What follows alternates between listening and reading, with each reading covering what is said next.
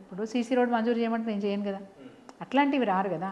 ఏదో health issues, హాస్పిటల్లో సహాయం, చిన్న చిన్న కాలేజ్లో అడ్మిషను, ఫీజు డిస్కౌంటు, ఇట్లాంటి విషయాల్లో వస్తూ ఉంటారు.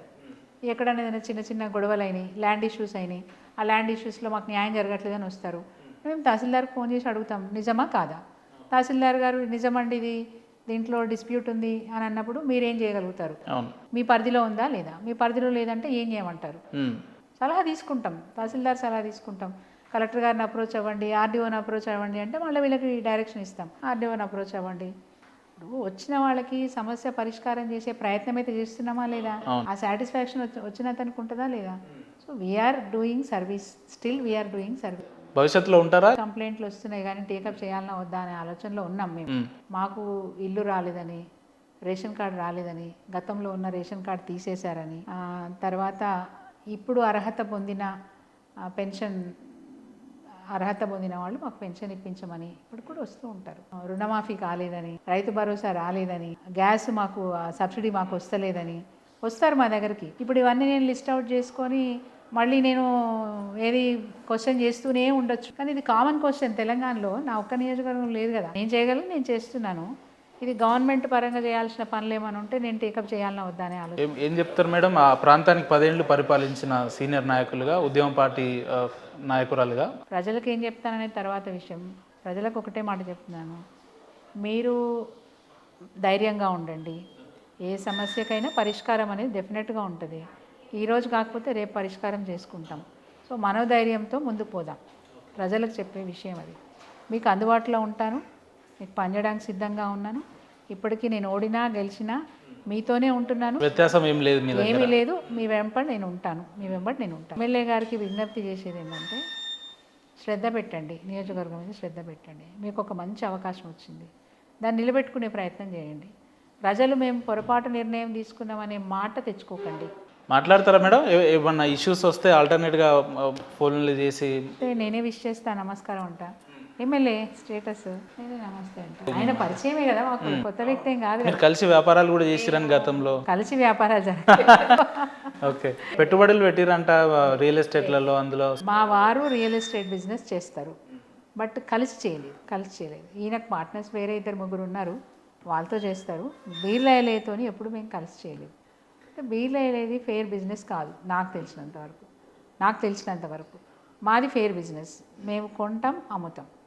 సీలింగ్ భూముల తెరువు భూము, అసైన్డ్ భూముల తెరువు భూము, డిస్ప్యూట్ ఉన్న భూముల తెరువు భూము.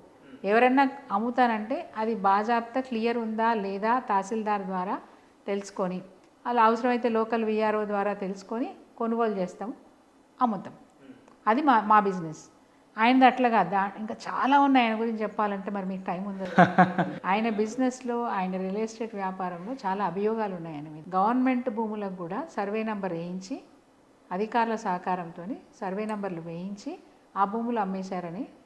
అంటే ఇలాంటి ఆరోపణలు ఇంకో 2-3 ఏళ్లలో మీరు ప్రజలకు చెప్పే ప్రయత్నం చేస్తారా? ఎంతసేపు ఇవి ఆరోపణలు లెక్కనే సామాజిక మాధ్యమాల కోసం వాడుకుంటారా? ఎట్లా? నిజంగా బాధితుడు ఎవరైనా ఉండి మన దగ్గరకు వస్తే మనం దాన్ని టేకప్ చేస్తే బాగుంటుంది. 10 మంది చెప్పే విషయాలు వింటున్నాం కానీ నిజమా కాదా తెలుసుకునే ప్రయత్నం కూడా మేము చేయట్లేదు. తప్పదన్నప్పుడు చేస్తాం. ఒకటే భూమిని 3కి రిజిస్ట్రేషన్ చేసిండు, అది నా వరకు వచ్చింది. నేను వాళ్ళకి ఏం చెప్పినాను, యూ గో టు కోర్టుకి వెళ్ళండి. ఎందుకంటే బాగా ఉన్నోళ్ళు మన దగ్గర రావాల్సిన అవసరం లేదు. డబ్బులు బాగున్నోళ్ళు, నాన్ లోకలు, ఎన్ఆర్ఐకి నేను సహాయం చేయాల్సిన అవసరం లేదు. నేను బాజాబ్తా చెప్పిన, మీరు కోర్టుకి వెళ్ళండి, కోర్టు ద్వారా మీ పని చేసుకోండి.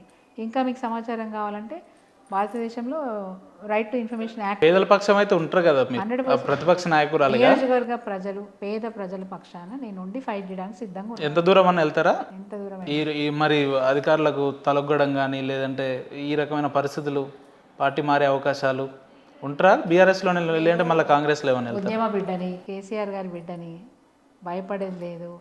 నా ప్రయాణం కొనసాగుతూనే ఉంటుంది. వచ్చే సార్వత్రిక ఎన్నికల్లో మీ భుజం మీద బీఆర్ఎస్ కండు ఉంటుందా, కాంగ్రెస్ కండు ఉంటుందా? 100% బీఆర్ఎస్ కండు ఉంటుంది. చాలా ఆలోచించుకొని చెప్పాలి మేడం, ఎందుకంటే ఇలా చెప్పిన వాళ్ళందరూ పార్టీ మారు. ఒకటే మాటలో చెప్తా, పుట్టిందిలోనే గిట్టేది ఇంట్లోనే. నాకు అవసరం కూడా లేదు పోయి నేను ఎక్కడికో పోయి సంపాదించుకునే ఆలోచన ఉంటే ఈ పార్టీ ఆ పార్టీ ఈ పార్టీ పోతారు. నాకు ఆలోచన ఏం లేదు. I'm very much happy. Telangana రాష్ట్ర సాధనలో ఇస్కరైనంత పాత్ర నాకు దొరికినందుకు నేను హ్యాపీగా ఉన్నాను. తెలంగాణ ప్రసిద్ధ పుణ్యక్షేత్రమైనటువంటి లక్ష్మీ నరసింహస్వామి దేవాలయం నిర్మాణంలో నాది కూడా ఇస్కరైనంత పాత్ర ఉన్నందుకు నేను హ్యాపీగా ఉన్నాను. ఇంతకంటే గొప్పగా చేయగలిగింది ఏముంటుందండి? అంతిమ లక్ష్యం అంటే ఏదైనా పెట్టుకున్నారా? గోల్ అంటే ఏం పెట్టుకోలేదు. నాకు గోల్ ఏమీ లేదు. నా రోల్ గురించి ఆలోచిస్తా ఎప్పుడైనా సరే. నా రోల్ గురించి తల్లిదండ్రులకు బిడ్డగా నా రోల్ ఏంది, తమ్ముడికి అక్కగా నా రోల్ ఏంది, పిల్లలకు తల్లిగా నా రోల్ ఏంటి, భర్తకు భార్యగా నా రోల్ ఏంటి, ఇదే ఆలోచిస్తా. ఒక ప్రజాప్రతినిధిగా ఎంపీపీగా నా రోల్ ఏంటి. ఫస్ట్ నేను ఎంపీపీగా ఎలక్ట్ అయినాను, దాని తర్వాత నేను సర్పంచ్గా ఎలక్ట్ అయినాను. నా రోల్ ఏంటి? ఎంపీపీగా బెస్ట్ పర్ఫార్మెన్స్ అవార్డు తీసుకున్నా. తర్వాత అప్పార్డ్ కమిషనర్ గారు నన్ను సెలెక్ట్ చేసుకొని 2001 నుంచి 6 వరకు నేను ఎంపీపీ. 6లో కొత్త బ్యాచ్ ఎలక్ట్ అవుతారు కదా, ఆ కొత్త బ్యాచ్ ఎలక్ట్ అయిన వాళ్ళకి రాష్ట్ర వ్యాప్తంగా, నేను చెప్పేది ఆంధ్రప్రదేశ్ రాష్ట్ర వ్యాప్తంగా వాళ్ళకి ట్రైనింగ్ క్లాసెస్ పెట్టినప్పుడు నన్ను ఫ్యాకల్టీగా తీసుకున్నారు. ఒక ఎంపీపీ ఇంకొక ఎంపీపీకి పాఠాలు చెప్పడం ఏంటి అంటే, నేను ఆ విధంగా డెడికేటెడ్గా పనిచేసి నా రోల్ని నేను పర్ఫెక్ట్గా పర్ఫామ్ చేసిన కాబట్టి కమిషనర్ గారు నన్ను సెలెక్ట్ చేసుకొని, అపార్డ్ కమిషనర్ గారు సెలెక్ట్ చేసుకొని నన్ను ఫ్యాకల్టీగా నియమించుకున్నారు. నేను ఆంధ్రప్రదేశ్లో ఉన్న అందరు ఎంపీపీలు నన్ను గుర్తుపడతారు. ఇప్పుడు ఇట్లాంటివి చూస్తే గుర్తుపడతారు. నన్ను జెడ్పీటీసీలు కూడా గుర్తుపడతారు.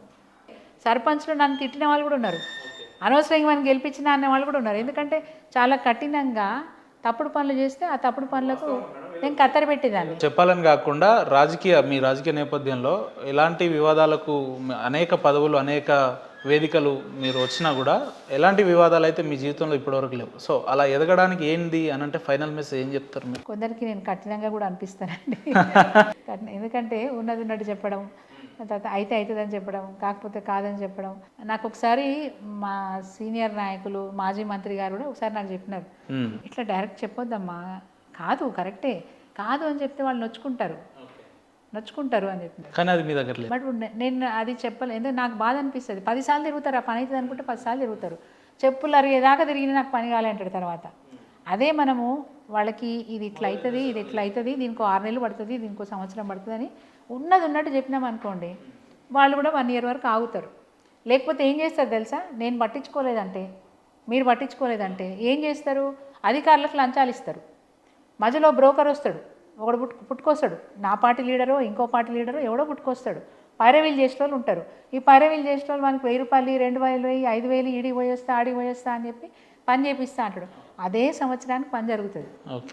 ఇతనికి సాటిస్ఫాక్షన్ ఏంటంటే, ఈ వ్యక్తికి సాటిస్ఫాక్షన్ ఏంటంటే, నేను సంవత్సరం పాటు కష్టపడ్డా కాబట్టి పైసలు ఇచ్చుకుంటూ వచ్చినా కాబట్టి నాకు పని అయింది అనుకుంటాడు. బట్ న్యాచురల్గానే జెన్యున్గానే అది సంవత్సరం తర్వాత అయ్యే పని.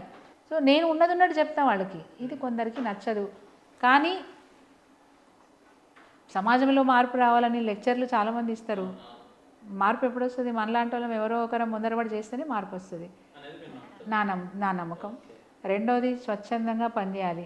మనకు వచ్చిన బాధ్యతని 100% స్వచ్ఛందంగా నిర్వహించాలి. నేను ఎమ్మెల్యేగా ఉన్నప్పుడు నా స్టేటస్ని వాడుకొని చాలామంది వ్యక్తిగత పనులు చేసుకుంటారు.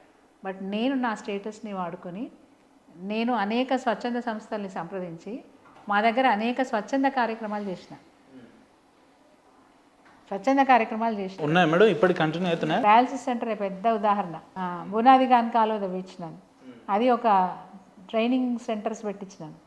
ఏది స్కిల్ డెవలప్మెంట్ ట్రైనింగ్ సెంటర్స్ పెట్టించినాను. సో అనేక పిహెచ్సి, ఏది మోటకొండలో 30 bedded హాస్పిటల్ పిహెచ్సి చేయించినాను విత్ ఫుల్ ఫర్నిష్డ్. అట్లా అనేక కార్యక్రమాలు చేసినాం, స్వచ్ఛందంగా చేసినాం. ఈవెన్ కోవిడ్ టైంలో కూడా చాలామంది బాధపడుతూ ఉంటే నా ప్రతి పిహెచ్సిలో, నాకు 8 పిహెచ్సిలు ఉంటాయి, 8 పిహెచ్సిలో ప్రాథమిక ఆరోగ్య కేంద్రాలు, అన్నిట్లలో 5 ఆక్సిజన్ కాన్సన్ట్రేటర్స్ పెట్టించినాను. ఈవెన్ ఆలేరు కమ్యూనిటీ హెల్త్ సెంటర్లో నేను స్వచ్ఛందంగా అక్కడ వేరే సంస్థ వాళ్ళతో మాట్లాడుకొని ఒక ఏసీ వార్డ్ చేసినాను. ఒక ఏసీ వార్డ్ ఉండదు కమ్యూనిటీ హెల్త్ సెంటర్స్లో, ఉండదు. బట్ నేను ఒక ఏసీ వార్డ్ చేసి దానికి కావాల్సిన సౌకర్యాలు, దానికి కావాల్సిన మెషినరీ అని తెప్పించి ఆక్సిజన్. అంటే ప్రజలకు ఇంత ఫెసిలిటీస్ కల్పించినా కూడా ఓడిపోయారు అనే బాధ ఎప్పుడు లేదా మీకు? ఎట్లా మర్చిపోతారు అనిపిస్తుంది. ఎట్లా మర్చిపోతారు ఇంత తొందరగా? కానీ ఊళ్ళలోకి వెళ్ళినప్పుడు వాళ్ళు రియలైజ్ అవుతున్నప్పుడు మర్చిపోలేదు అనిపిస్తుంది. అక్క ఇట్లుండే, అవునక్క అట్లుండే, మీరున్నప్పుడు ఇట్లుంటుండే, మీరున్నప్పుడు అట్లుంటుండే అని అన్నప్పుడు ఓకే వీళ్ళు జ్ఞాపకం పెట్టుకున్నారు. ఆ పరిస్థితులు చూస్తున్నప్పుడు మనం మళ్ళీ కంబ్యాక్ ఇవ్వబోతున్నాం, ఫ్యూచర్ ఉంది, భవిష్యత్తు ఉందనే. నేను ఇప్పుడు అదే భరోసా ఇస్తున్నాను. ఓకే. మీ వెంట ఉంటాను, మీ వెంబడి ఉంటాను. ఆలేరు ప్రజలు మళ్ళీ మిమ్మల్ని ఆశీర్వదిస్తారు, మీరు ఎమ్మెల్యేగా గెలుస్తారనే నమ్మకం ఉందా? ప్రజలు నన్ను నిలబడమని నేను నిలబడతా. నాకు ఇప్పటికీ కోరిక ఉంది, మళ్ళీ నేను నిలబడాలనే కోరిక నాకున్నది. ఎందుకంటే వెనక్కి పోతుంది ఆలేరు, మళ్ళీ దాన్ని సెటరేట్ చేసే బాధ్యత మీదేనా? బాధ్యత మనకుంది. నేను భావిస్తున్నట్ల నాకుంది. ఫ్యూచర్లో మళ్ళీ ఎమ్మెల్యేగా అయితే ప్రమాణం చేస్తారు. నేను 10 సంవత్సరాలు ఎమ్మెల్యే ఉన్నా, అంటే 2 టర్ములు ఎమ్మెల్యే ఉన్నా, నేను ఎక్కడ పైరవీలు చేయలే. పైరవీలు అంటే డబ్బుల కోసం పైరవీలు చేయలే. అవినీతి సంపాదన రూపాయి కూడా నేను సంపాదించలే. It's my challenge. ఒక ట్రాన్స్ఫర్కో, ఒక అధికారి దగ్గరనో, ఒక కాంట్రాక్టర్ దగ్గరనో ఎక్కడ కూడా నేను రూపాయి ఆశించకుండా పనిచేసిన, అవినీతికి వ్యతిరేకంగా పనిచేసిన. It's my challenge. ఎవరినైనా ప్రూవ్ చేయమని చెప్పండి. నేను ఉన్నప్పుడు ఈ మాట చెప్తున్నా, నేను పోయినా నా గురించి ఎవరు మాట్లాడినా ఇదే మాట్లాడాలి. ఇది నా లక్ష్యం. ఓకే, చాలా సంతోషం అక్క.